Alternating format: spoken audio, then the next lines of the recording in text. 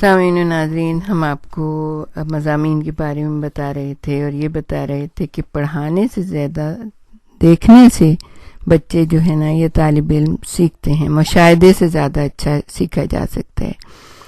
یہ طلباء کے مشاہدے میں آنے والی بعض علامات جیسے شریانوں کا جال اور معدے پر سوجی ہوئی وریدیں دکھانے سے، مثال کے طور پر آپ جب ڈال دیں گے یا اگر آپ ہماری ویڈیوز دیکھیں گے جس میں جسم انسانی کے بارے میں، تو وہ آپ کو بالکل آسان ہو جائے گا سمجھانا ان کو۔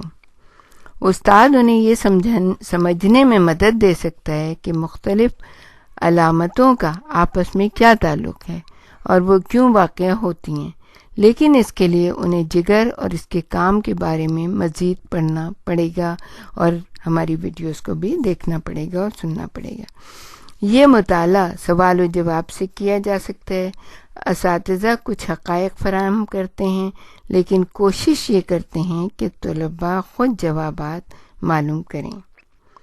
اس کے حقائق کیا ہیں کہ دوسرے کاموں کے علاوہ جگر کا کام، حقائق ان کو بتائے جائیں گے، خون سے زہریلا اور فاسد مواد صاف کرنا ہے۔ آنتوں سے وریدوں کے ذریعے آنے والا خون دوبارہ دل میں جانے سے پہلے جگر سے گزرتا ہے۔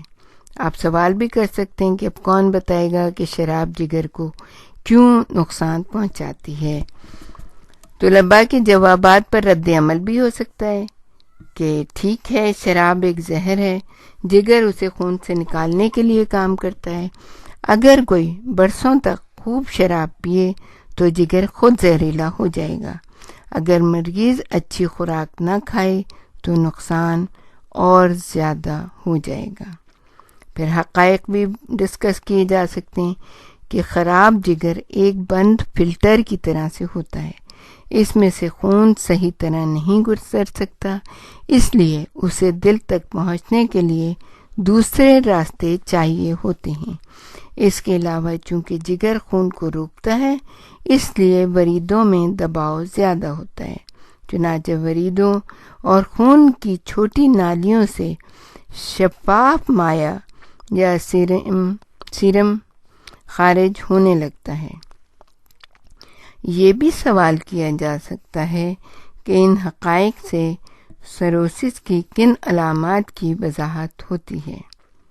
یہ بھی بچے جواب دے سکتے ہیں کہ پیٹ پر سوجی ہوئی وریدیں اور مائع سے بھرا ہوا پیٹ۔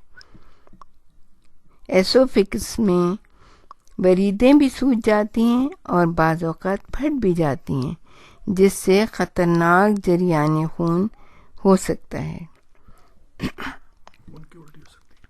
خون کی الٹی بھی ہو سکتی ہے۔ حقائق، اس کے حقائق کیا ہیں کہ سوجے ہوئے پیروں اور کسی حد تک پیٹ میں مائع کی وضاحت جگر کے ایک اور کام سے ہوتی ہے۔